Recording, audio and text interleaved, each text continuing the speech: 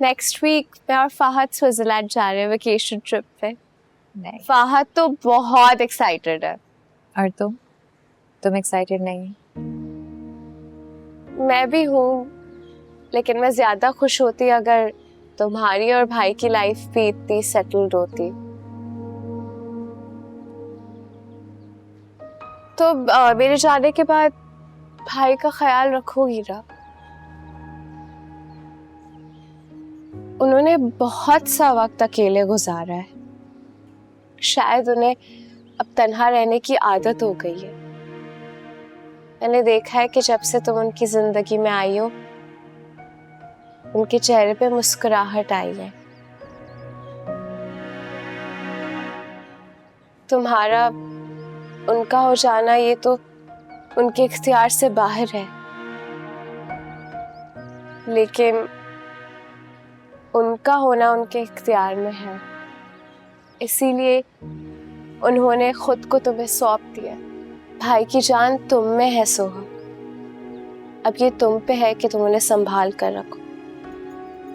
सिमर, सफर पर जा रही हो, इतनी टेंशन लेकर जाओगी? और रही बात मेरे और जावियार के रिश्ते की,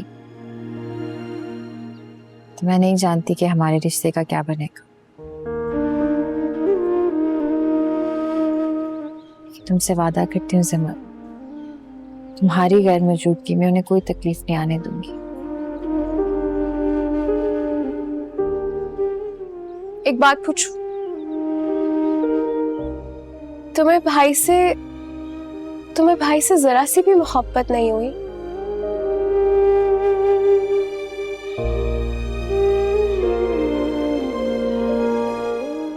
सच कहूं तो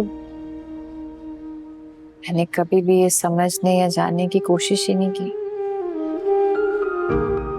कि मोहब्बत क्या है।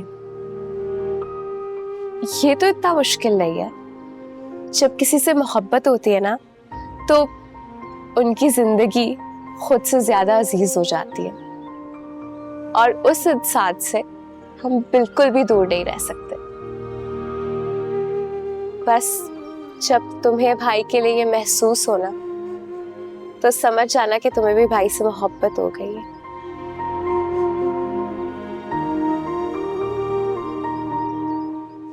ओहो, इतनी बातों में तो मैं तुम्हें बताना ही भूल गई। मामा और बाबा ने मेरे और फाहद के रिजल्ट्स की खुशी में एक इवेंट रखा है। मैं चाहती हूँ कि तुम और भाई भी आओ, और उसके बाद वैसे भी मैं तो वेकेशंस पे चली जाऊंगी, तो ये आखिरी मुलाकात ही होगी।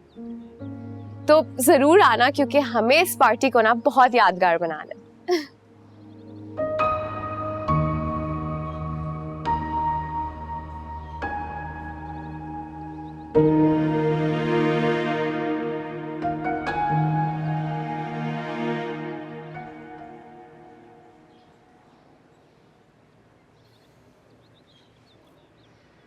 आपका घर यहाँ से काफी करीब है, यहाँ से आप आसानी से चली जाएगी। वही हुआ जिसका डर था। आपने भी जमाने के डर से मुझे अकेला छोड़ दिया ना। आप हमेशा गलत क्यों सोचती हैं? क्योंकि मेरे साथ कभी सही हुआ नहीं ना हसबैंड साहब। जरका जी, मैं आपके जज्बात की बहुत कदर करता हूँ, मगर जो आप चाहती हैं ना, वो बिल्कुल नहीं हो सकती। क्यों? क्या मैं आपको पसंद नहीं हूँ क्या? बात पसंद की नहीं है, बात यकीन और सच की है।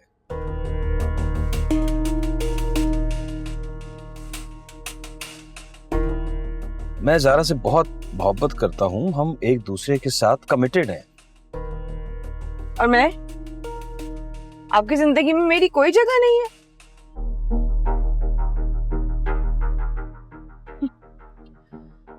मर्द अगर अपने जिद पर आ जाए ना हसबैंड साहब, तो वो कर जाता है जो उसे करना है।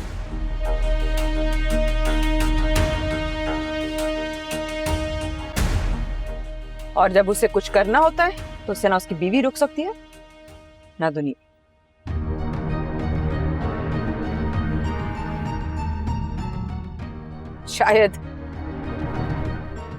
शायद मुझ में ही कोई कमी थी जो मैं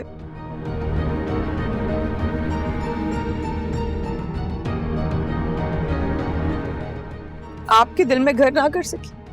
ऐसी बात नहीं है, आप अच्छी हैं, इनफैक्ट बहुत अच्छी।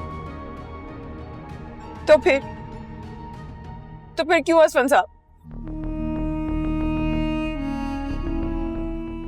मुझे इस तरह तन्हा मत छोड़िए। मैंने अपनी बहुत सारी जिंदगी ना ऐसी ही काटी है। मेरी जिंदगी में कभी सुकून नहीं था, कभी खुशियां नहीं थी,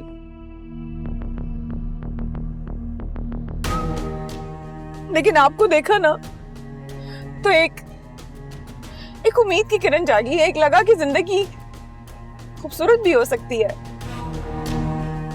और आप मुझसे ये एक ही खुशी छीनना चाहते हैं। सरका प्लीज प्लीज खुद को संभालें। और आप ये बात मत भूलिए कि आप अभी भी रियाज के निकाह में हैं।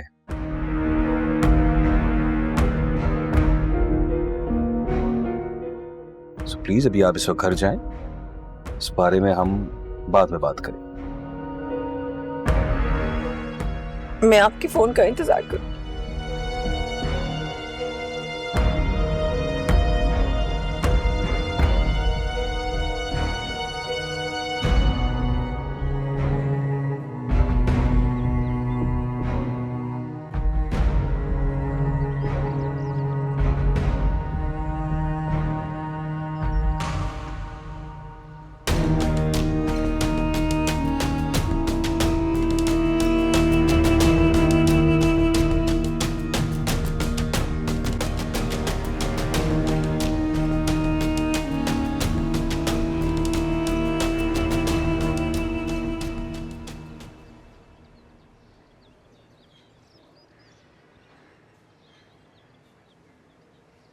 हेलो किरण, क्या हम बात कर सकते हैं? या श्योर, व्हाई नॉट, बताएं। मेरा और असफन का ये ख्याल था कि तुम फुप्पो बनने की खुशी में सब कुछ भुला के आई।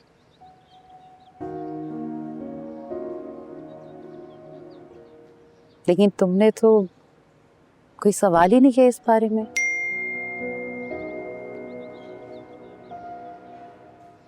ना कोई एक्साइटमेंट, ना कोई डिस्कशन।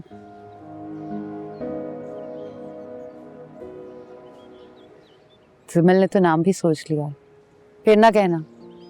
नाम जिमल रखी इससे क्या फर्क पड़ता है भाभी? फुप्पो खाला की जगह थोड़ी ले सकती।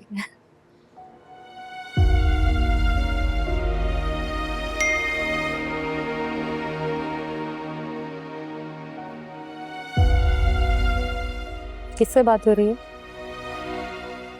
एक्चुअली जावियार को वॉइस नोट भेजा है, लेकिन अभी तक उसने रिप्लाई ही नहीं किया। अब वो अकेला नहीं है किरण, उसे अपने ऑफिस के साथ साथ सोहा का भी ख्याल रखना होता है। हाँ, लेकिन आपने ही तो कहा था कि उन दोनों का रिश्ता ऐसा है ही नहीं। किरण, तुम्हारे दिल में अगर जावियार के बारे में जरा सा भी ख्याल है तो उसे निकाल दो।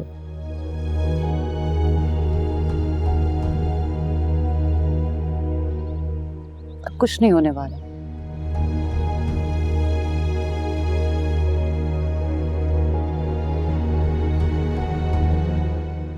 जावियार सोहा से ही मोहब्बत करता है। उनकी शादी हो चुकी। तो क्या हुआ, मैं तुड़वा दूंगी।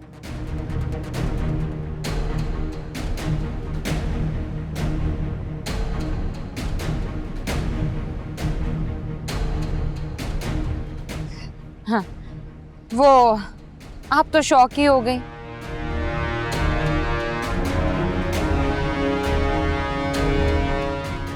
भाभी, आपको क्या लगता है कि मैं इतनी दूर से इन दोनों का रिश्ता तोड़वाने आई हूं?